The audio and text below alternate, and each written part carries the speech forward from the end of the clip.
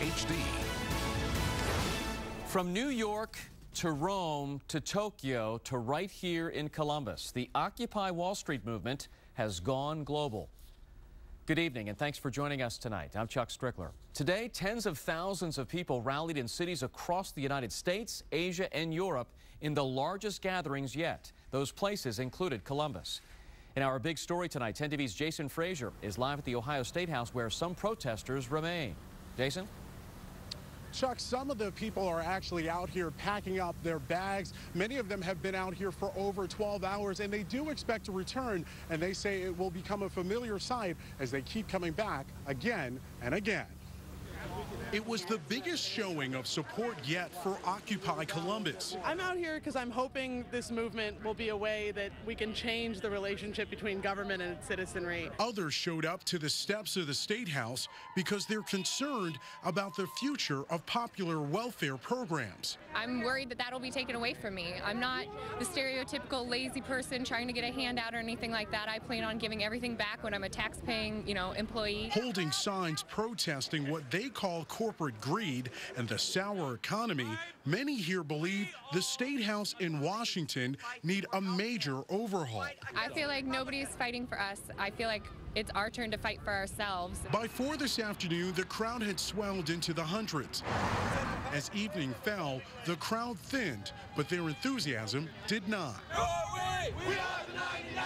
Supporters unable to join the protesters drove by, honking their horns. People are sick and tired of having corporate interests come above the interests of the citizenry. The city of Columbus did little to block the protest. However, they did issue a warning to stay on the sidewalks and not camp out in nearby Columbus Commons. We plan on obeying the law and staying nonviolent at all times. And supporters say that time is the one thing that's on their side. I mean, I'm not going anywhere. This is not something that's going to go away. People are sick of it. We'll do whatever it takes. And for the most part, protesters were peaceful and respectful. At last check, there were no reported arrests. Live tonight at the State House, Jason Frazier, 10 TV News. Thanks, Jason. And the Occupy movement, Wall Street movement, began more than a month ago in New York City, where tonight people are camped out in Times Square.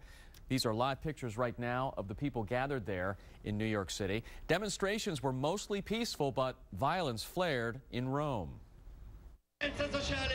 Angry Italians filled the streets of Rome as protests turned violent. Some people torched cars and smashed bank windows as riot police used tear gas to keep control. But thousands of others rallied peacefully, joining the U.S. Occupy movement in Germany, Greece, London, and Tokyo. In the United States, people filled the streets in Washington, D.C., from Orlando to Seattle to Philadelphia and Denver. The process is broken and we got to fix it. There's too many people that are not making any money, and there's 1% that are.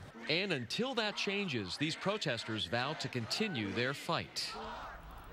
Now, global campaigners say that they were hoping for nonviolent demonstrations in more than 900 cities around the world by day's end.